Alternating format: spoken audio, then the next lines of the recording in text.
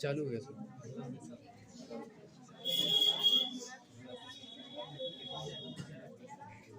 एकदम बात बंद कर दीजिए, शांत रहिए। उस दिन हम लोग ये डाटा बनाए थे बट लोड नहीं हो पाया है। और यहाँ पे क्या थी, एग्जाम्पल थे ना। सुनो ध्यान से, एक एक चीज शुरू किए थे। कुछ लोगों को तो ऐसे ही याद हो गया होगा, कितने लोग थे, कुछ है ही नहीं। मतलब जितने चैप्टर हमको पढ़ने हैं, अभी वीडियो नोट करने की जरूरत नहीं है, जितने चैप्टर हमें पढ़ने हैं उतने का हम बना दिए थे। ठीक है, ओके। सुनो भाइयों, सबसे पहले सी डबल बॉन्ड सी था, सी ट्रिपल बॉन्ड सी था।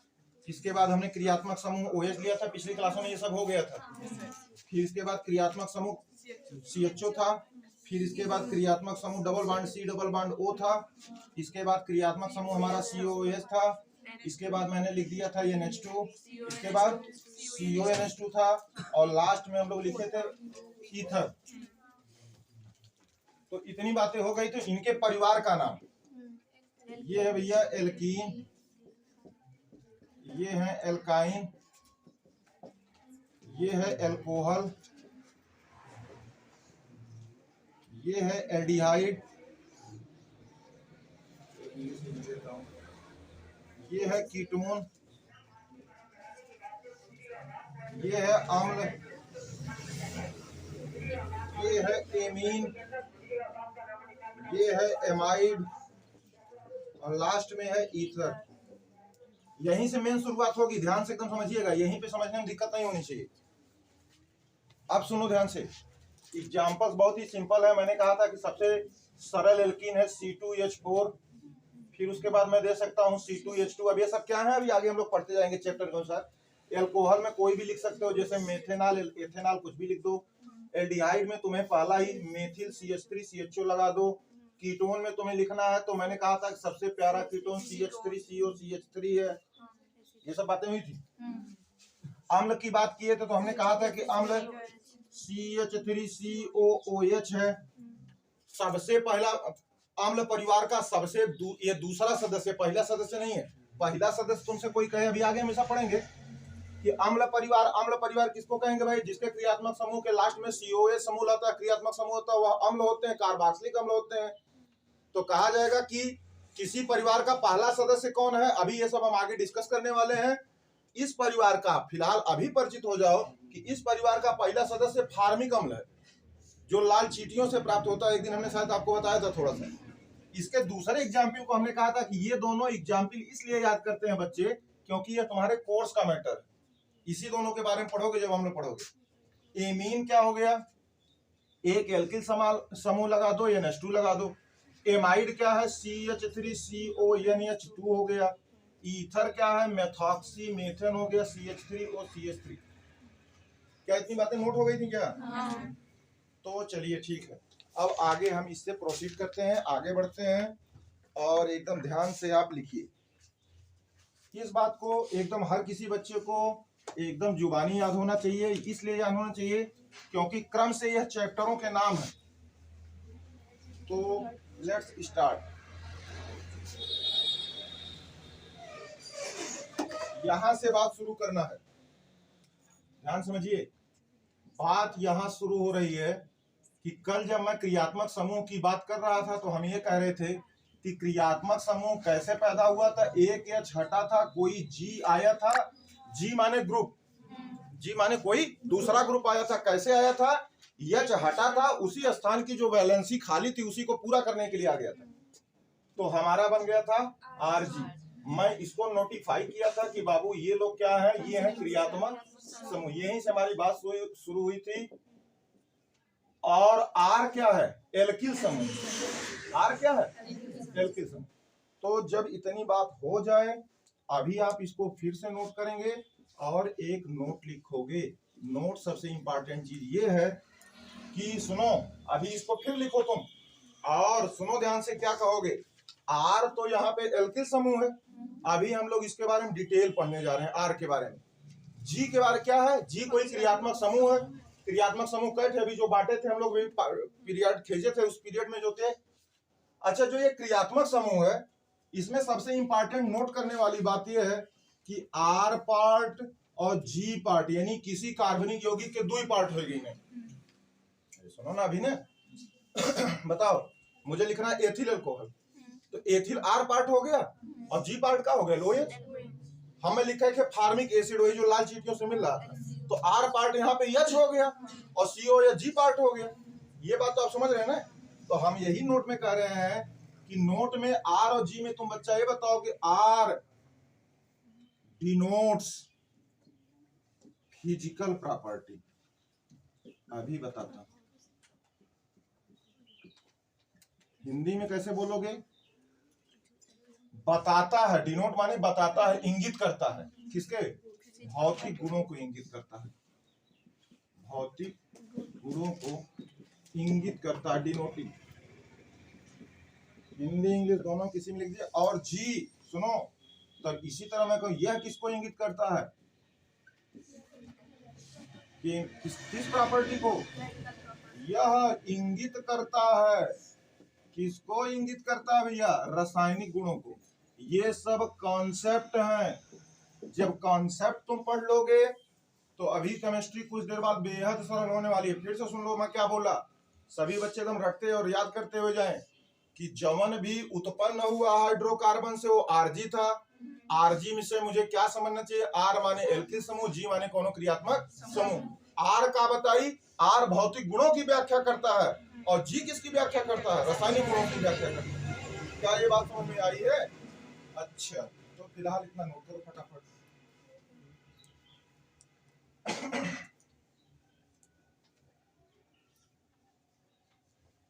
हम बताए भी थे कि भौतिक गुणों को बाहरी गुण है, रासायनिक गुण अंदर के गुण है। भौतिक गुणों को देख के बताया जाता है, रासायनिक गुणों को देख करके नहीं बताया जा सकता। भौतिक गुण जैसे क्वथनांक हो गया, गलनांक हो गया, किसी भी अणु का या पदार्थ का टेक्सचर, टेक्सचर माने आकार आकृति, रंग, तो बताओ रंग होंगे देख के बता सकते हो कि नहीं? ये सब कैसे गुण है? किसी का आकार देख लिए, कोई चट्टान देख लिया, हम उसकी भौतिकी बता सकते हैं, लेकिन वो चट्टान किन चीजों से मिलकर बनी है उसका क्या है? रासायनिक गुण। ये तो क्या नाम है, उसको तोड़ोगे, फोड़ोगे, उसको चेक करोगे तब मालूम होगा चट्टान किस वक्त बनी है। तो चलिए ठीक है, यही दो मेन पार्ट है जिसमें बच्चे क्या पढ़ चुके हैं, थोड़ा सा इसके बारे में जान चुके। क्या जान चुके? जी के बारे में। जी को भी हमने बांटा था, alkene, alkyne, alcohol, aldehyde, ketone, अम्ल, एमीन, एमाइड, ईथर। इतने जनरल फंक्शनल ग्रुप, क्रियात्मक समूह और भी हैं। ये लोग क्या है? जनरल। जनरल माने सामान्य, इतने लोगों में बांटा गया, इतने में आपको पढ़ना। अब बाबू हम लोग पढ़ने जा रहे हैं आर के बारे में। एक एक चीज हम लोग इंट्रोडक्शन में पढ़ते जा रहे हैं। कुछ देर के बाद जब ये सब बातें क्लियर हो जाएंगी तो स्पीड बन जाएगी। तो हेडिंग डालोगे आर के बारे में, अबाउट। आर को क्या कहते हो? Alkyl group. About alkyl group यानी एल्किल समूह के बारे में हम लोग कुछ बातें अध्ययन करने जा रहे हैं। यहीं पे सब कुछ डिटेल पढ़ लेंगे, फिर एल्किल समूह की बातें खत्म हो जाएंगी। सुनो सुनो बच्चों, अब लिखना बंद करो और कुछ बातें सुनो। कार्बन सामान्यतः, सुन लो कोई लिखेगा नहीं, 4 प्रकार के होते हैं। पहली बात, कौन कौन से होते हैं? तो मैं लिख दिया कि चलो 4 प्रकार के किसी यौगिक में हो सकता है कि 4 प्रकार के कार्बन पाए जाए। 4 प्रकार के मतलब प्राइमरी कार्बन, द्वितीयक कार्बन, तृतीयक कार्बन, चतुर्थक कार्बन। इसको कहते हैं प्राइमरी। प्राइमरी बोले तो हिंदी में प्राथमिक कार्बन, ठीक है ना। 2 के ऊपर 0 लिखा रहता है डिग्री के, लेकिन इसको कहते हैं प्राइमरी। तो इसको जानते हैं बच्चे सेकेंडरी, हिंदी में लिख देंगे द्वितीयक। ये है टर्सरी। टर्सरी, टर्सरी हिंदी में क्या बोलोगे? तृतीयक। और ये है क्वाटरनरी। क्वाटरनरी लिख लो, दोनों सिंपल हैं। तो सबसे पहले एल्किल समूह पढ़ने के बारे में पहले बच्चे इसके बारे में जाने कि हमारे कार्बन कितने प्रकार के होते हैं, तब हम एल्किल समूह के बारे में कुछ अच्छी तरह पढ़ेंगे। फटाफट लिखिए।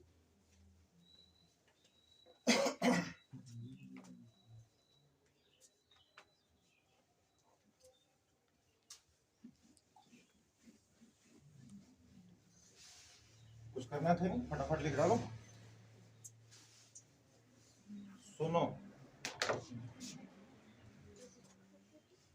फॉर एग्जाम्पल, अब बच्चे पहले उदाहरण समझ लें, फिर समझ में आ जाएगी बात। इधर देखो, मैं कुछ बातें लिख रहा हूं। पहली बात लिख दिया,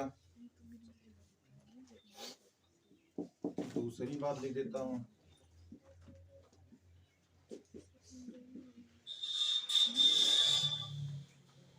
तीसरी बात लिख देता हूं,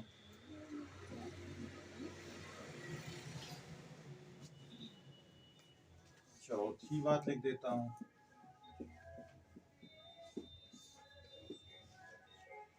सुनो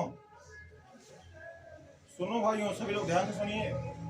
4 प्रकार के कार्बन को हमने लिखा है। वे 4 प्रकार के कार्बन को समझना है, ऐसे याद नहीं करना कभी भी। प्राथमिक, द्वितीयक, तृतीयक और चतुर्थक। ये एकदम नया टॉपिक है। कहा गया वही कार्बन कई प्रकार का हुआ, 4 प्रकार के। काहे कोई आधार में नहीं बना रहा हूं, मैं कह रहा हूं 4 प्रकार के कार्बन को पहचानो, अभी आधार आएगा बाद में। प्राइमरी कार्बन सुन ले, प्राथमिक उसको कहा जाता है ऐसा कार्बन जो केवल एक कार्बन से जुड़ल है, ऐसा कोई भी कार्बन जो एक ही कार्बन से डायरेक्ट जुड़ा हो। तो जैसे बताओ, इसमें देखो ध्यान से, हाई कार्बन इस कार्बन से डायरेक्ट जुड़ा है ना। अरे हाई वाला कार्बन इस कार्बन से डायरेक्ट जुड़ा है, तो ये वाला कार्बन भी तो इस कार्बन से डायरेक्ट जुड़ा है। बताओ ये वाला कार्बन कै कार्बन से डायरेक्ट जुड़ा है? एक। यह समझ एक के दिख रहा है ना। तो ये भी प्राथमिक कार्बन है इसके लिए, और ये भी प्राथमिक कार्बन है इसके लिए। अच्छा, इसमें आ जाओ, देखो ध्यान से, हाई वाला कार्बन, ध्यान सुनना बाबू, ये वाला कार्बन बताओ कै कार्बन से डायरेक्ट जुड़ल है? कहां जुटे? हाई वाला डायरेक्ट एक जने जुड़ल है। तो ई कौन सा कार्बन है? प्राथमिक। हाई वाला कार्बन डायरेक्ट कै जने जुड़ल है? एक। ये भी कौन सा कार्बन? लेकिन हाई कार्बन डायरेक्ट कै कार्बन से जुड़ा है? दिख रहा है? ये वाला कार्बन डायरेक्ट कै जने जुड़ा है? तो जो 2 लोगों से डायरेक्ट जुड़ा होता है द्वितीयक, सेकेंडरी कार्बन इसमें। ठीक है ना, पहचानिए बस। इसमें देखो, बताओ कोई कहेगा इस कार्बन के बारे में, तुम कहोगे अरे डायरेक्ट से एक जने जुड़ा लेना तो ये प्राथमिक हो। हाइयो डायरेक्ट एक जने जुड़ा ले, ये प्राथमिक है। ये भी एक जुड़ा, लेकिन हाई ये डायरेक्ट यहू जुड़ा है, डायरेक्ट इससे भी जुड़ा और डायरेक्ट इससे भी जुड़ा है। इसका मतलब ये वाला टर्सरी कार्बन है। 3 के ऊपर 0 लिख दोगे, छोटा सा डिग्री बन जाएगा। Come to this point. इसमें भी दिख रहा कि अगल बगल के जो चारों लोग हैं, ये सभी लोग तो कौन है? प्राथमिक है। लेकिन ये बेचारा अकेला कैसा है? ये अकेला कैसा है? क्वाटरनरी है। कैसा है? क्योंकि डायरेक्ट है ना, जुड़ा है डायरेक्ट। तो फटाफट नोट कर लीजिए, कुछ करना नहीं, क्वाटरनरी सामने ये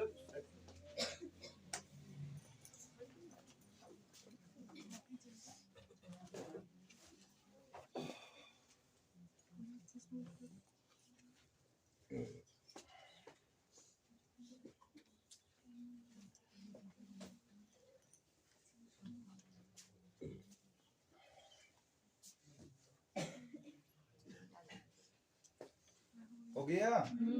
ओके, मिटा दें? कुछ नहीं करना था, बच्चों को बस केवल ड्रा करना है। आप बात को समझ गए हैं तो हो गया।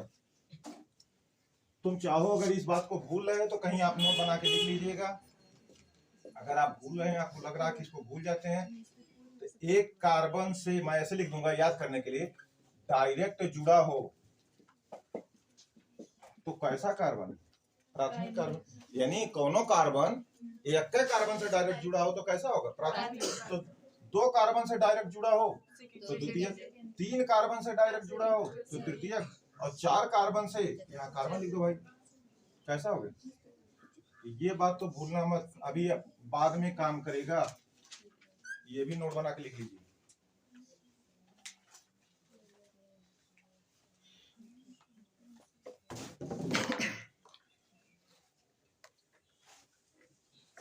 हो गया? तो अब हम लोग एल्किल समूह के बारे में पढ़ते हैं। सुनो ध्यान से।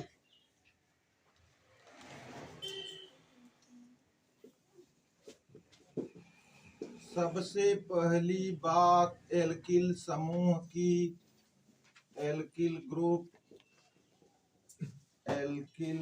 क्या होता है जी?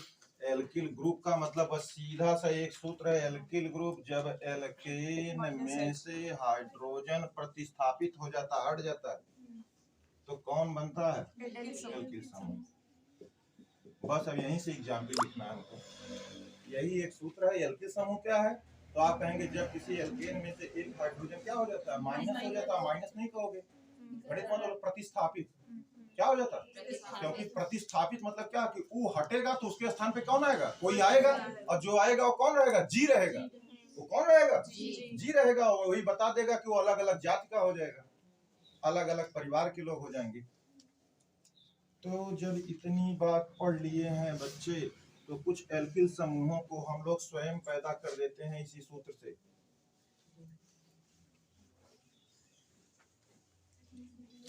सुनो सुनो सभी लोग ध्यान से। फॉर एग्जाम्पल,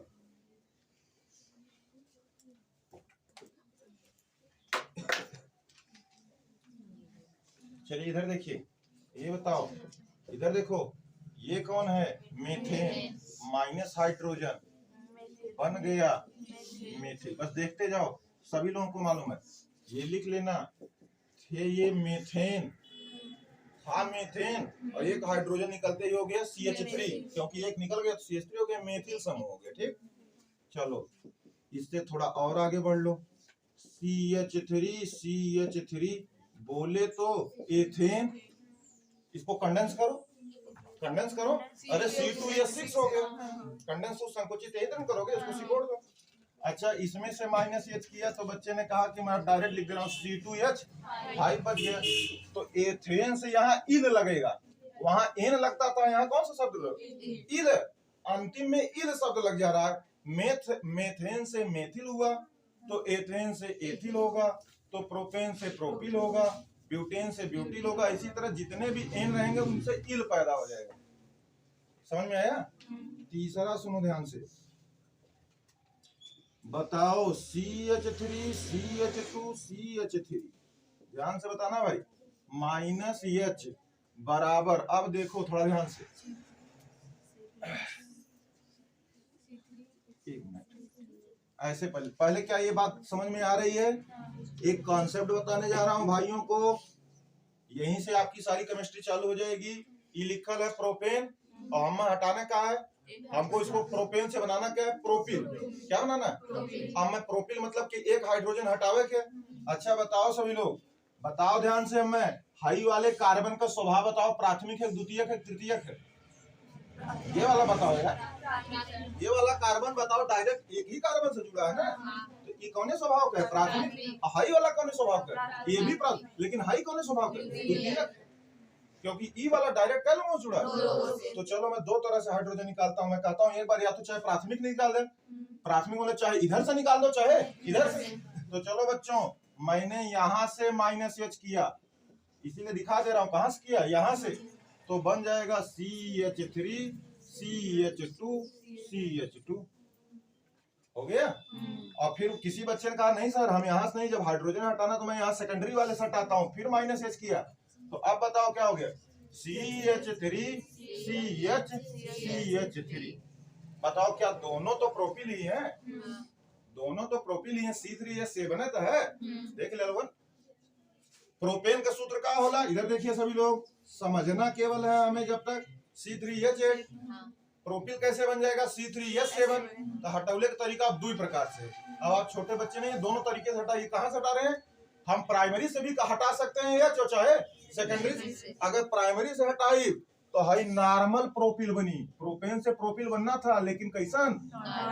और जब CH के बाद 2 CH3 का पंखा रहा है, बताए थे कि जब चिड़िया रहे CH की, मुंह रहे CH का, और पंखा दोनों के हुआ रहे मेथिल समूह के, तो आइसोप्रोपिल बन गई। ये कौन प्रोपिल बना?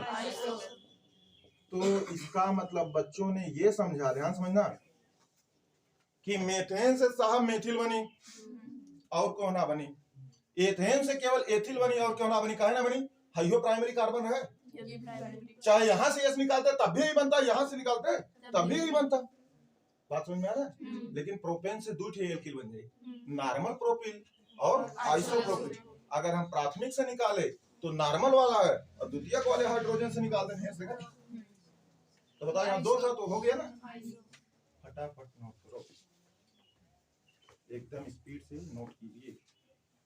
2 थे तो बच्चों को सभी लोगों को मालूम रहता है।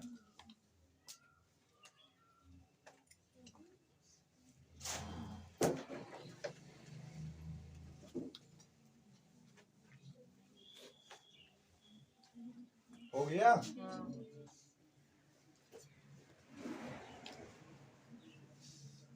नीचे वाला फटाफट उतार लीजिए, कुछ नहीं करना है, प्रोपेन लिखना है, एक बार यहाँ से एक बार यहाँ से मिटा दें। फिर देखो, बस मैंने कहा एल्किल पे पहले जाना और कहीं दिमाग नहीं लगाना है। इधर देखिए सभी लोग, अब मैं लिख देता हूँ, देखो ये लिख दे रहा हूँ। बताओ कौन लिखा है? सर नॉर्मल ब्यूटेन लिखा है। ये कौन लिखा है? मैं इससे एल्किल समूह निकाल, इधर देख -H निकलवाना चाह रहा हूँ, यानी ब्यूटेन से क्या बनाना चाहता हूँ? अरे इधर लिखो भैया, ब्यूटेन से हम क्या बनाना चाहते हैं? जब हम किल ही पढ़ रहे हैं तो ब्यूटेन से ब्यूटिल बनाना चाह रहे हैं। अब कैसे बनाएंगे? 2 तक तो कोई बात नहीं थी, 3 से समस्या चालू हो गई। प्राथमिक कार्बन भी आने लग गया, द्वितीयक भी आ गया। तो थोड़ा देखो, हमको पहचान ही कर लेते हैं। बताओ हाई कार्बन कैसन है? प्राथमिक। हाई वाला कार्बन द्वितीयक, हाई वाला कार्बन द्वितीयक, ई वाला कार्बन लिखा है। तो एक बार प्राथमिक से यहाँ से निकाल दोगे तो बताओ क्या बनेगा? CH3 CH2 CH2 CH2, यानी नॉर्मल ब्यूटिल। क्या बन गया? और एक बार बच्चे ने कहा कि सर जी हम यहाँ से निकालेंगे -H, तो बताओ क्या बन गया? CH3 CH2 CH और CH3। ये यहाँ से कहाँ से? यहाँ से निकला ना। तो बताओ ना, ये जो CH है इसके पास 2 पंख है, एक मेथिल का और एक एथिल का। ये भी आइसो ब्यूटिल।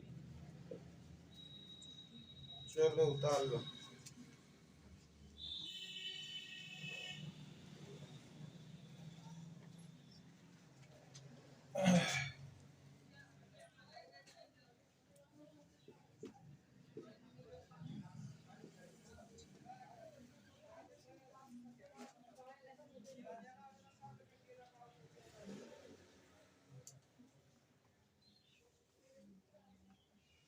चलो इतना लिख लिया। बाबू ये क्या लिखा, कोई पढ़ेगा? Iso butene. क्या लिखा हूँ? हाँ सॉरी, कौन सा ब्यूटेन है? सी के पास सी 1 2 3 4, हाँ 1 2 3, ये न्यू नहीं है, इसको हम ऐसे कर देते हैं। ये लिखा, रुको 2 methyl propane. 2 methyl propane. 1 minute में यहाँ से क्या पैदा करना चाह रहा हूँ, थोड़ा देखना ध्यान से। बताओ हाई वाला कार्बन कौन सा है? 1 डिग्री प्राइमरी। ये वाला कौन सा है? 1 डिग्री है। ये वाला कितना? 1 डिग्री। ये वाला कितना? 3 डिग्री। तो बताओ 2 संभावना, या तो मैं चाहे यहाँ से एक कोई, जब कुल प्राथमिक है तो कोई जरूरी थोड़ा ना यहीं से निकालना है। तुम चाहो तो यहाँ से निकालो, एक खत्म होगा। लेकिन यहाँ से निकालोगे तो एक नया पैदा हो जाएगा, वो नियो ब्यूटिल हो जाएगा। कौन हो जाएगा? तो यहाँ से CH3 CH2, ठीक है। दूसरा वाला यहाँ से निकाले, ये वाला यहाँ से, देखो भाई ऐसे बना दे रहे हैं, तो बन गया CH3 CH3। समझ में आ रहा है? नाम इसके अब आपको एम्फेसाइज नहीं कर रहे हैं, क्योंकि अभी नाम के बारे में ही एल्केन एल्कीन एल्काइन पढ़ेंगे। तो नॉर्मल आइसो नियो में क्या डिफरेंस होता है, कैसे कैसे उनके स्ट्रक्चर खींचे जाते हैं, कैसे समावयता उनमें उत्पन्न होती है, आगे पूरा चैप्टर है। इसलिए हम ये नहीं चाह रहे हैं कि जो कुछ हल्का फुल्का आप समझे हैं उसको ठीक अपने दिमाग में रखिए। फिर से ये सब अभी कुछ देर बाद आएंगे। हम लोग पढ़ क्या रहे हैं? तुम लोग क्या पढ़ रहे हो? सर हम लोग एल्किल समूह पढ़ रहे हैं। हेडिंग भुला जाते हो क्या? हम लोग क्या पढ़ रहे हैं? हम लोग एल्किल समूह पढ़ रहे हैं, और एल्किल समूह में केवल एक ही बात पढ़े कि व्हेन एल्केन में से एक हाइड्रोजन का सब्स्टिट्यूशन हो जाता है, प्रतिस्थापन हो जाता है, तो एल्किल समूह पैदा हो जाते हैं। चलो तो सुनो, हो गया इतना?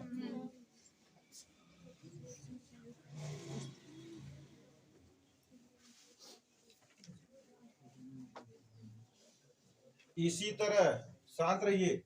इसी तरह फॉर एग्जाम्पल जब इतने एल्किल समूह पढ़ लिए तो एक बात और पढ़ लेते हैं। ये हैं बहन जी, कौन है? बहन जी। इनको ऐसे मैं लिख सकता हूँ, नहीं लिख सकता हूँ क्या?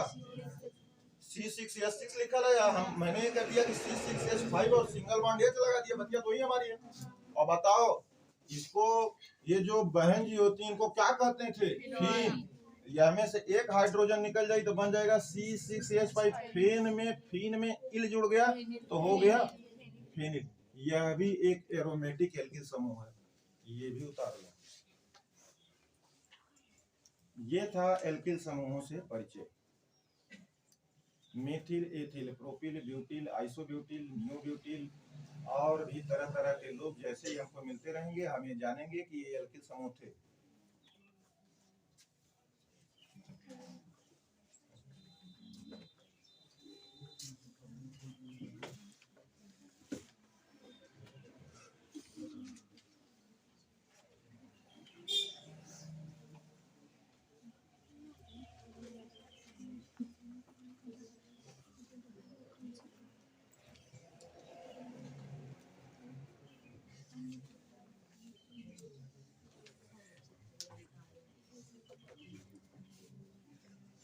हो गया?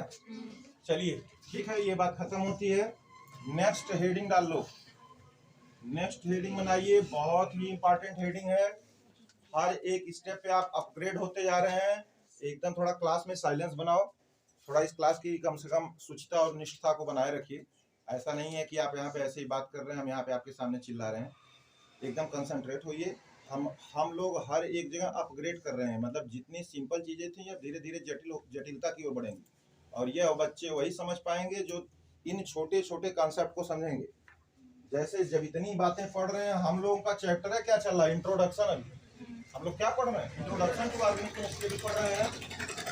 तो इसी इंट्रोडक्शन में बच्चों से परिचय कराया जा रहा है। हालांकि यह बात है समझाती श्रेणी कक्षा 10 के बच्चों में ही आ जाती है, उनके ऑर्गेनिक वाले पोर्शन में।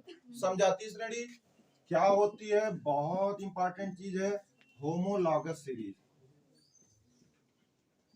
सीरीज श्रेणी। समजातीय श्रेणी क्या है? हेडिंग बना लो, होमोलॉगस श्रेणी।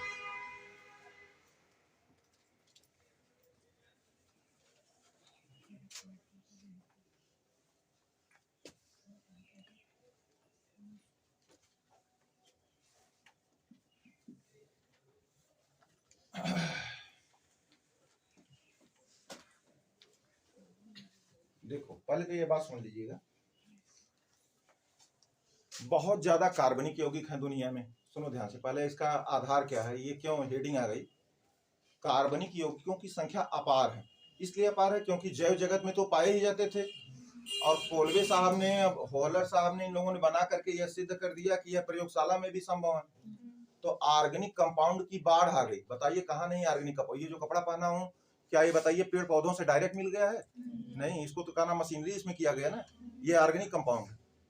जो दवाई खा रहे हो वो ऑर्गेनिक कंपाउंड, जो भोजन खा रहे हो ऑर्गेनिक कंपाउंड, जो कुछ भी अपने चेहरे पे आप मालिश कर रहे हैं, जो भी तेल लगा रहे हैं, जो भी क्रीम लगा रहे हैं, जो भी कुछ भी तुम लगाते हो, काजल लगा रहे हो, सब कुल का वही सब ऑर्गेनिक कंपाउंड। यानी जितना कॉस्मेटिक है, अरे कॉस्मेटिक क्या है, जो भी कॉस्मेटिक है वे सब ऑर्गेनिक कंपाउंड। अगर इनऑर्गेनिक कंपाउंड रहेंगे तो चेहरा खराब हो जाएगा। वे सब इसीलिए लोग कहते हैं हर्बल क्रीम। कौन सी क्रीम? हर्बल क्रीम पे लोग, और जहाँ पे हर्बल क्रीम लगा है वह क्रीम जो नॉर्मली 25, 50, 100 रुपए क्रीम मिलती है, वहां पर अगर सच में वो हर्बल है तो काफी कॉस्टली रहेगी।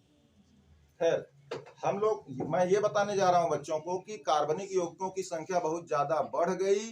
तो जब संख्या बढ़ जाती है तो करना पड़ जाता है बंटवारा। एकदम कॉमन सी बात है। इसीलिए तो दुनिया में तरह तरह घर पैदा हुए। बताइए कौन सा ऐसा घर है जहाँ बंटवारा ना हुआ हो? बंटवारा कब हुआ? जब संख्या बढ़ गई। यह एकदम नेचुरल सत्य है। आप किसी भी घर को बहुत दिनों तक नहीं बटोर सकते हैं, कोई ना कोई ऐसा कारण बनेगा। जब ऑर्गेनिक कंपाउंड की पूरी भीड़ और एकदम पूरा एकदम तहलका मच गया, ऑर्गेनिक कंपाउंड ही कंपाउंड पैदा होने, जैसे तुम पैरासीटामॉल खा रहे हो, तुम दवा खा रहे हो, तुम पेट की दवा खा रहे हो, कोई भी सब कुछ क्या है, कार्बनिक यौगिक है। तो उस समय परिवार का बंटवारा हुआ और परिवार का बंटवारा का आधार बना दे गया रासायनिक गुण, और रासायनिक गुण उन सभी लोगों, उन सभी यौगिकों के समान थे जिनके क्रियात्मक समूह समान थे। यानी समान क्रियात्मक समूह वाले कार्बनिक यौगिकों के रासायनिक गुण भी समान थे। जैसे उसने ये देखा गया, जैसे अभी देखिए, अभी कुछ नहीं, जैसे आ गया OH OH OH OH, यानी कि अब ध्यान समझना, सब पे मैं बताओ OH का मतलब एल्किल लगाते जाऊं, सबसे छोटा एल्किल लगाऊं तो मेथिल हो गया, उससे बड़ा लगा दिया तो एथिल अल्कोहल हो गया, उससे बड़ा लगा दिया तो प्रोपिल अल्कोहल हो गया, सब उससे बड़ा लगा दिया तो ब्यूटिल अल्कोहल हो गया। सुनो ध्यान से, सबके भौतिक गुण बदल रहे हैं बेटा, रासायनिक गुण किसी के नहीं बदल रहे, क्योंकि अभी इधर दिमाग लगा, अब कुछ देर पहले हम बतौले रहनी, क्या बताए, आर भौतिक गुणों की व्याख्या करता और जी रसायन। बताओ, जी तो सबका समान, यानी अगर ई जो ने चीज से रिएक्शन करी वही रिएक्शन ये भी करेगा, वही रिएक्शन ये भी करेगा, लेकिन एक क्वथनांक दूसर रही और इसका क्वथनांक दूसरा। यह दूसरे ताप पे उबलेगा और यह दूसरे ताप पे उबलेगा, यह और ज्यादा ताप लेगा, यह और ज्यादा ताप लेगा। यानी भौतिक गुण तो ट्रेंड बदल रहे हैं, किसके कारण बदल रहे हैं, क्योंकि तुम आर बदलते जा रहे हो। अभी बात समझ में आया? लेकिन क्या नहीं बदल रहे हैं, रासायनिक गुण। तो बताओ परिवारों का बंटवारा हो गया कि नहीं, कि जे यह परिवार का है सबका रासायनिक गुण समान रहे। तो इसका मतलब मैं कह दूंगा कि जितने लोग इस परिवार के रहे होंगे, जकरे अंत में COH है, जिसके अंत में COH है, जिसके अंत में COH है, तो मैं कहूंगा चलो पहले H लगा दिया, फिर उससे बड़ा मेथिल लगा दिए, उससे बड़ा एथिल लगा दिए। बताओ ध्यान से सभी बच्चों, भौतिक गुण तो बदल रहे हैं क्योंकि आर मेरा बदलता जा रहा है, हाँ। लेकिन क्या नहीं बदल रहा है, यानी फार्मिक एसिड जैसे रिएक्शन करी वही रिएक्शन का नाम एथेनोइक एसिड भी करेगा, वही ब्यूटेनोइक भी करेगा, वही पेंटेनोइक भी करेगा, क्योंकि सबकी जातियां समान है। तो समान जातियां मतलब समान क्रियात्मक समूह, समान रासायनिक गुण, लेकिन भौतिक गुण क्या होते हैं। तो इसीलिए सुनो ध्यान से, इसीलिए बात आ गई, वैज्ञानिकों ने इतनी बात नहीं बताएंगे, वो आपको डायरेक्ट एक प्रतिपादित कर दिए बात। उन्होंने कहा कि समजातीय श्रेणी, देखो नाम से क्लियर है, समान हो किसकी, हम लोग जात जात की बात करते हैं, लोग कहेंगे अरे क्या जात पात, अबे जात पात नहीं कर रहे हैं, ये this is the necessity of the world. संसार में बिना जातिगत बंटवारा के कोई चीज आगे बढ़ ही नहीं सकती है, वो बंटवारा करना ही पड़ेगा। बताओ सभी लोग क्या इस दुनिया में हिंदू हैं क्या, सभी लोग मुसलमान हैं क्या, क्या केवल एक धर्म है क्या, तो बंटवारा तो हुआ है, मनुष्य तो एक है, मनुष्य तो 46 गुणसूत्रों वाला एक ही होमोसेपियंस ही है, लेकिन बंटवारा हुआ है। और बंटवारा क्या हुआ, भौतिक गुण अलग अलग थे भैया सबके, कोई पहाड़ों पे रह रहा है, कोई प्लेन पे रह रहा है, कोई ऐसे स्थान पे रह रहा है जहां केवल बहुत ठंडी पड़ रही है जैसे ऑस्ट्रेलिया वाले, न्यूजीलैंड वाले, और कोई ऐसे स्थान पे है जहां बहुत गर्मी पड़ रही है जैसे क्या नाम है, कीनिया वाले हो गए, अफ्रीका वाले हो गए। तो जातिगत बंटवारा तो जरूरी था। तो वही बात मैं कह रहा हूं कि यहाँ तो नाम से क्लियर है, इतनी बात कहने की जरूरत नहीं। समजातीय श्रेणी यानी ऐसे कार्बनिक यौगिकों का समूह, सुनो ध्यान से, ऐसे कार्बनिक यौगिकों का समूह जिनकी जातियां क्या हो, समान, वही बना देते हैं क्या, समजातीय। जब मारे के लिख देगा तब बस समजातीय श्रेणी बन जाओ। ध्यान समझो भी, तो परिभाषा तो हम लोग बाद में लिखेंगे, जब पढ़ने की ट्रिकी वाली बात है तो क्या नाम है, उस ट्रेडिशनल तरीके समझ चलिए कि केवल आपको एकदम गुड़ गोबर की तरह बस याद करना रहे, आप बातों को समझिए। समजातीय श्रेणी, जाति हो जिसकी समान और ग्रुप हो यौगिकों, यानी कई जने लिखल रहे, कई लोग क्या हो लिखे हो, और सबकी जातियां क्या हो, तो अपने आप जो श्रेणी बनेगी वही क्या हो जाएगी। तो जैसे मैं कहूं कि मैंने पहले ही कह दिया कि जब बच्चे हेडिंग डालेंगे तो बिना कुछ लगाए हुए डायरेक्ट फॉर एग्जाम्पल पे आ जाएंगे। मैंने कहा बाबू एल्केन लिख डालो, मैंने कहा एल्कीन लिखो, हमने कहा एल्कोहल लिखो। सुनो ध्यान से, तो देखो मुझे क्या करना है, एल्केन में एल्केन परिवार के ही लोगों को लिखता हूं। तो बताओ एल्केन का सामान्य सूत्र होता है CnH2n+2। तो बताओ मैं इस पे 1 रखूंगा तो बन जाएगा मेथेन, 2 रखूंगा तो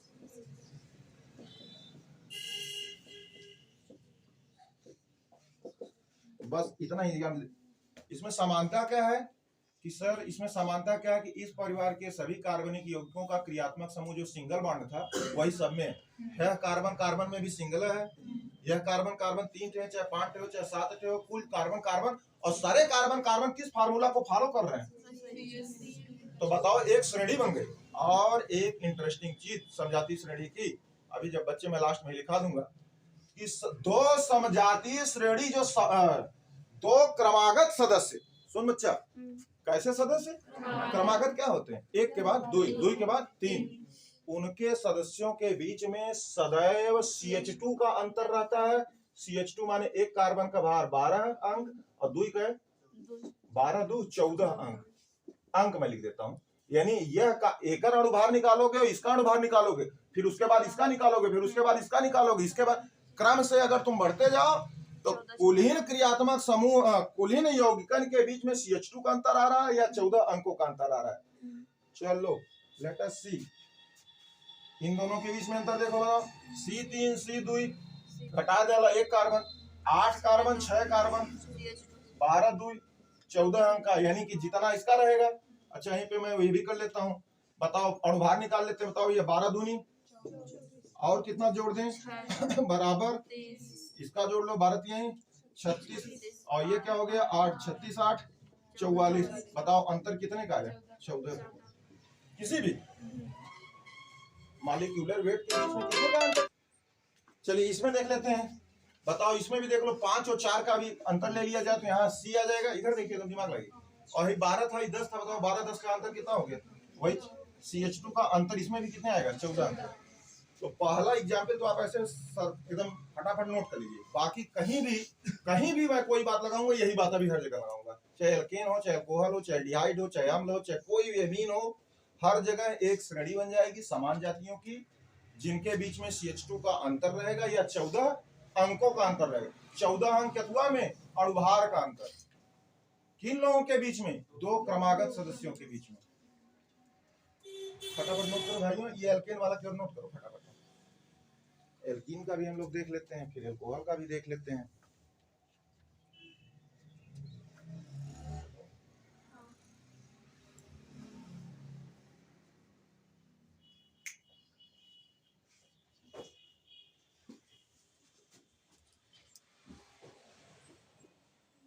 हो गया?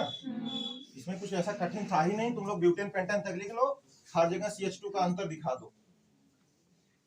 चलिए दूसरे एग्जाम्पल को भी एकदम देख लेते हैं, समझ लेते हैं। इधर देख भाई, इन्हें देखा लोगन, बताओ एल्कीन सामान्य सूत्र किसको फॉलो करता है?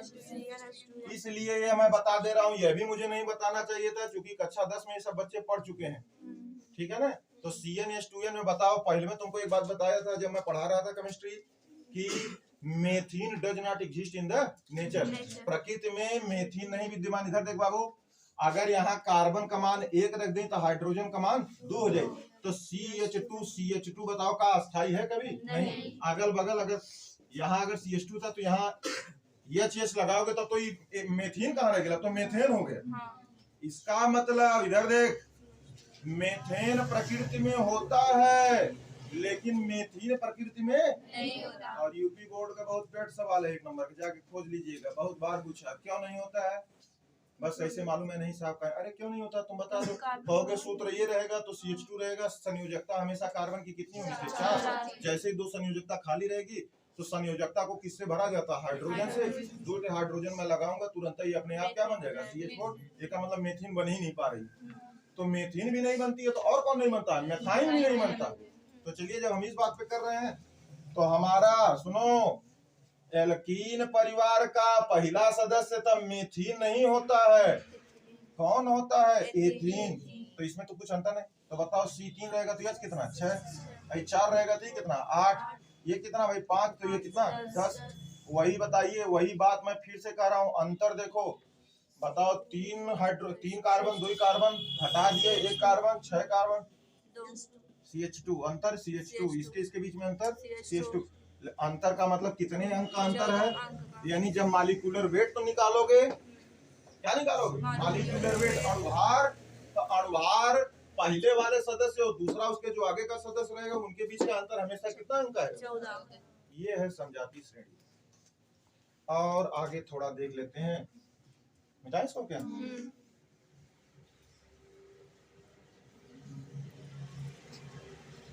ले लो बच्चा, एल्कोहल को ले लो।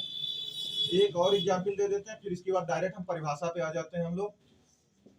परिभाषा बहुत जरूरी है, बच्चों को पूछ दिया जाएगा तो आपको केवल उदाहरण से काम नहीं चलेगा, और सिर्फ आप समझाना नहीं, वहां पे जब पूछा जाएगा कि लिखो श्रेणी की परिभाषा तो आपको लिखना पड़ेगा। और अगर आप दिमागदार हैं, बार बार पढ़े भी हैं, तो नामे से क्लियर हो गया, समजातीय श्रेणी यानी कार्बनिक यौगिकों का समूह जिसकी जातियां क्या हो समान। अब जाति नहीं कहोगे, अब कह दोगे क्रियात्मक समूह, क्योंकि जाति माने क्या होगा। तो यही मैं परिभाषा लिखाने वाला हूँ। बट बिफोर दिस एक अल्कोहल का एग्जाम्पल और दे देते हैं, समजातीय श्रेणी बता देते हैं हम अल्कोहल की। बताओ सभी लोग, अल्कोहल के सामान्य सूत्र होला ROH, तो R का मतलब हो गया CnH2n+1। किसको नहीं मालूम है? एल्किल समूह बताओ, एल्केन CnH2n+2 है, तो एल्किल समूह कितना रही? CnH2n+1। बताओ ना, methyl C1 2 1 2 1 3, ethyl C2 2 2 4 1 5 C2H5। बात समझ में आ रहा है कि जो मुड़िया हिला रहे हो? तो चल हमें लगा दे, एक बाद यही लगा दे हम का OH, तो हम अपने एग्जाम्पल लग देंगे। बताओ, पहला एग्जाम्पल हमारा बन जाएगा मेथिल अल्कोहल, इसके बाद कौन बन जाएगा? एथिल अल्कोहल, इसके बाद कौन बन जाएगा? Propyl alcohol. क्रमागत लेना भाई, C4H9OH ले लो, और एक और लास्ट में लिख लेते हैं C5H11OH। थोड़ा देखो और मुझे बताओ, किन्हीं दो क्रमागत सदस्यों के बीच में अंतर क्या CH2 का ही है? क्या इन दोनों के बीच में अंतर CH2 का दिख रहा है? इसमें से एक हटाओ, 2 कार्बन में से एक कार्बन, तो एक कार्बन, 5 में से 2 गया, 5 में से 3 गया, 2 हो गया, हाई हाई कैंसिल हो गए। तो अंतर हर जगह कितने का आ रहा है? CH2 का। हमारी श्रेणी बनती जा रही है, अंकों का अंतर सभी का उसी का ले लिया जाए 14। इन दोनों के बीच में हमेशा अंतर 14 अंक। क्या हो गया? फटाफट नोट करिए, और कॉन्सेप्ट को क्लियर करने के लिए वीडियो को बार बार देखिए। यदि आप देख रहे हैं तो मैं यह दावे से रोज रोज कह रहा हूँ कि आपको ऑर्गेनिक केमिस्ट्री का या जब भी केमिस्ट्री का पेपर देने जाओगे तो डर नहीं लगेगा, इतना कॉन्फिडेंस तो रहेगा कि पास कर ले जाएंगे। और यदि आप और अच्छे विद्यार्थी हैं तो मैं आपको विश्वास दिलाता हूँ कि जिस भी चैप्टर को पढ़ा रहे हैं उस चैप्टर के आप 90% योग्य हो गए हैं, ठीक है ना। उन 10% सुनो ध्यान से, उस 10% सवालों को छोड़ दो जो तुम्हें समझ से बाहर है, क्योंकि बोर्ड की हिम्मत नहीं है कि वह उन 10% सवालों को पूछे जिसको रखा गया है JEE खातिर और नीट खातिर। आपका मानक है ना, आप 12 के बच्चे हैं, आप कंपटीशन के बच्चे नहीं है, तो आपका मानक है, तो बोर्ड भी आपके मानक पे ही सवाल देता है। ऐसा सवाल नहीं दे देगा कि बोर्ड में कुछ इतने हाई फाई प्रोफाइल क्वेश्चन है जिनको कोई भी बच्चा सॉल्व ना कर पाए, ऐसा कोई भी उसको सॉल्व करने का इरादा नहीं है बोर्ड का। तो जो पढ़ाया जा रहा है, जिन चैप्टरों को पढ़ा रहे हैं, यदि आप सच में उसको पढ़ ले रहे हैं तो मैं दावे के साथ कहता हूं कि उसमें से जो भी सवाल आएगा बोर्ड में, उसको लगाने में स्वयं तुम सक्षम रहोगे। और अगर पूरा नहीं लग पाएगा तो कम से कम कुछ स्टेप तक आप क्वेश्चन लगा ही ले जाएंगे। तो लास्ट में आ गया डिफिनीशन। अब हम लिख लेते हैं इसकी परिभाषा, तो आप भी लिख लीजिए, ऐसे बना लीजिए ताकि आपके समझ में आए कि सब कुछ समझने के बाद हम परिभाषा लिख सकते हैं।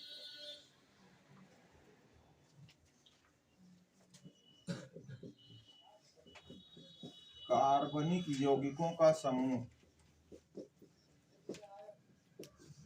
कार्बनिक यौगिकों का समूह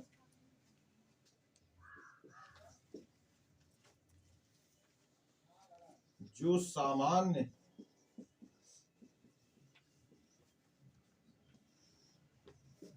सूत्र,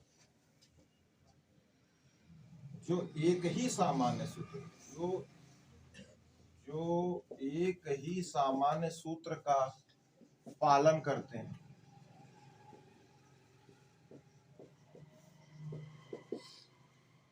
तथा समान क्रियात्मक समूह रखते हैं।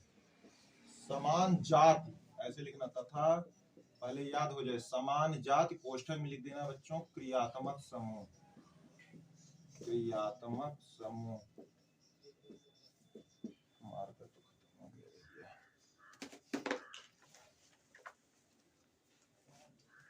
एकदम ऐसे लिखिए, कार्बनिक यौगिकों का समूह जो एक ही सामान्य सूत्र का पालन करते हैं, जो समान जाति तथा समान जाति क्रियात्मक समूह रखते हैं। सर यहाँ रखते हैं लिख दो भाई,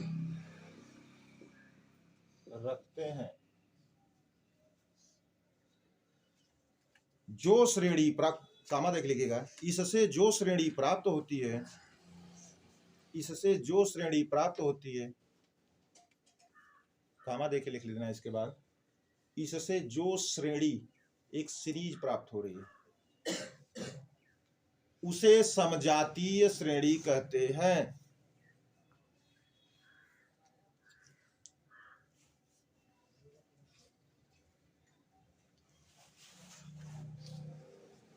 और सबसे इंपॉर्टेंट,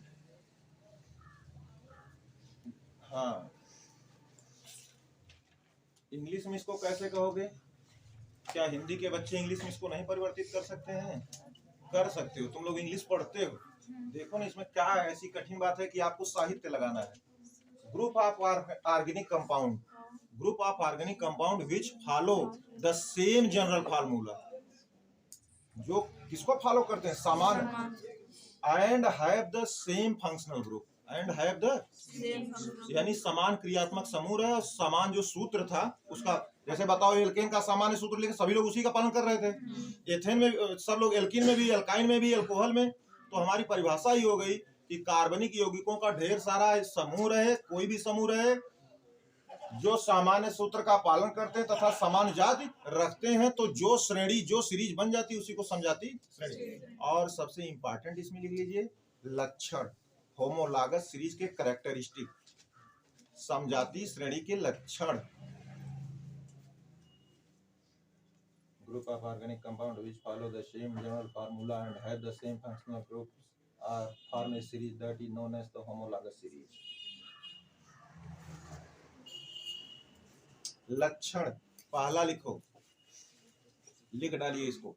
दो क्रमागत सदस्यों के बीच, दो क्रमागत सदस्यों के बीच सदैव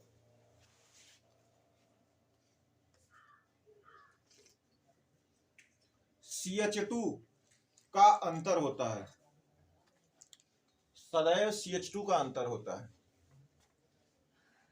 सेकंड लिखो,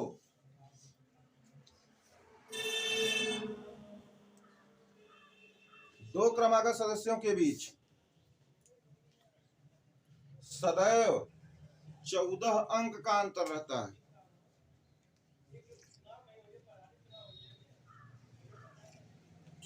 बताओ ये बातें भी हम पढ़ेंगे नहीं कुछ देर पहले, पूरा समझ लिए, तो बस अब उसके लास्ट में बस उसको तुम्हें लिखना मात्र है।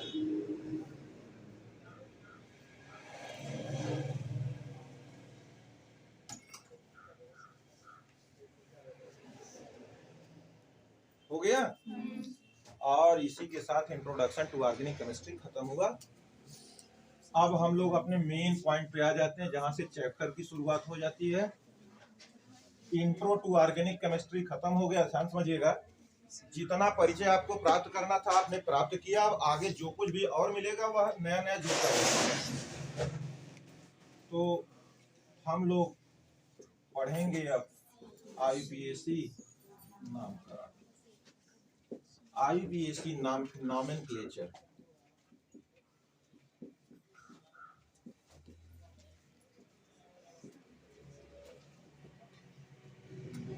IUPAC नॉमेनक्लेचर, सुनो,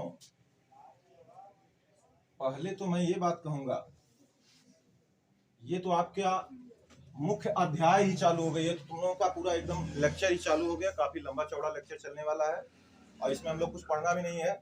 एल्केन, एल्कीन, एल्काइन, एक लोगों का alkane, alkene, alkyne, alcohol, aldehyde, ketone, अम्ल, एमीन, एमाइड, ईथर, इतने लोगों का हमें क्या याद रखना है? याद नहीं रखना है, समझना हमें क्या करना है, क्योंकि याद रखने वाली कोई हाँ, याद क्या रखा जाएगा इसमें? रूल्स। IUPAC के कुछ क्या है? रूल्स है, रेगुलेशन है। आपको उन नियमों को याद रखना, क्योंकि उन्हीं नियमों के आधार पे ही नामकरण किया जाता है। तो बात आ गई, नाम तो दो प्रकार के होते हैं, सुन लो ध्यान से। जब नाम की बात आ गई तो नाम दो होते हैं, एक होता है कॉमन नेम, कॉमन नेम, एक होता है आईपीएससी नेम। अच्छा, कॉमन नेम क्या होता है? यह ओरिजिन के कारण होता है। ध्यान समझिएगा, बात सुन लो। कॉमन नाम, नाम तो ऐसे ही लग रहा है कि अरे सर ठीक है हम तो ये पढ़ेंगे, नहीं। जिस बच्चे ने यहाँ गलती कर दी कि हम कॉमन नेम नहीं जानेंगे, वह सबसे गड़बड़ लड़का सिद्ध हो जाएगा। क्योंकि बोर्ड की परीक्षा में यूपीएससी पे सवाल ना दिए, वो कहिए कि 3 मोल एसीटोन फार्मिक एम्ल से इस तरह रिएक्शन कर रहा, तो उत्पाद बताइए। तो जितने भी नाम लेता हो ज्यादातर कैसा नाम लेता है? सामान्य नाम। और सुनो ध्यान से, हम ये बताना चाह रहे हैं कि जब दोनों नाम की बात आती है तो नाम दो प्रकार के होते हैं, एक तो सामान्य नाम होता है और एक। तो सामान्य नाम का कारण क्या बनता है? सामान्य नाम का कारण उत्पत्ति कारण बनती है। जैसे उत्पत्ति का मतलब इस तरह समझो, जे बहुत गरीबी में पैदा भेल का नाम गरीब सिंह हो गया, अमीरी में पैदा भेल तो अमीर सिंह हो गया, चिथरा पहनत रहा चिथरू सिंह हो गया, पत्थरे के नहीं रहा पत्थरू सिंह हो गया। ऐसे ही तो नाम रखे जाते हैं। इंटू पिंटू चिंटू मिंटू गुड्डू भी हूँ, में पिंकी सोनी मोनी और बिलरिया भी है। भाई देखिए यही है ना। अब कोई किसी लड़की का नाम बिलरिया रख दिया तो उसके माता पिता गांव घर वाले देख ले रहा लो बचपन वो बिलरिया ऐसा लौकात रहे लो, बाद में क्या यही वो उसका नाम है क्या? नहीं, ये नाम क्या है? लेकिन यो हो सकाला कि कॉमन नाम इतना प्रभावी हो जाता है आईपीएससी नाम पे कि लोग आईपीएससी नाम क्या हो जाते हैं? भूल जाते हैं। समझे? जैसे दिनेश लाल यादव दूसरे हैं लेकिन निरहुआ को सब लोग पहचानते हैं, तो कॉमन नेम क्या है? निरहुआ। लेकिन आईपीएससी क्या है? दिनेश लाल यादव। तो कॉमन नेम ऐसे नहीं है। अच्छा देखिए, निरहुआ क्यों हुआ? ऐसा ना निहुर चलत रहा। ओके, मालूम रहे कि जब हम गाना रिलीज करने जा रहे हैं तो कुछ ऐसा नाम लिखें कि लोगों को आनंद आए। अरे ऐसे नहीं उत्पत्ति किया उसने, तो ऐसे तो लोग लिखते हैं कि फलाने ढकाने से। तो ये जो है, ये जो कॉमन नेम होते हैं, इनका कारण कौन रहता है? उत्पत्ति। जैसे एसिटम, एसिटम से बना एसिटिक एसिड, ये लैटिन शब्द था। लोग सिरका को वहां एसिटम कहते थे। वे लोग काफी विद्वान थे, उनकी वैज्ञानिक बिरादरी काफी आगे थे हम लोगों से, तो उसका नाम एसिटिक एसिड हो गया। उन्होंने रखा फार्मिक एसिड। तो फार्मिका जो रहता है, फार्मिका माने लाल चींटी होती है। फार्मिका माने ही क्या होती है? लाल चींटी। हमारे देश में नहीं, हमारी अंग्रेजी में नहीं, लैटिन वालों की जो गुणों की भाषा थी उसमें तो फार्मिका था। तो वो नाम आज तक चलता गया कि फार्मिका माने लाल चींटी। फार्मिका से जो प्राप्त होता है उसको क्या कहते हैं? Formic acid. तो वही मैंने कहा, बात समझ में आई? तो ठीक है भैया, आज की बात यहीं तक है। आप पढ़ते रहिए और अपने चैनल को शेयर और सब्सक्राइब करिए। यह आप लोगों का चैनल है, इसको दूर दूर तक फैलाइए ताकि सभी बच्चे लाभान्वित हों। ठीक है, ओके, जय हिंद।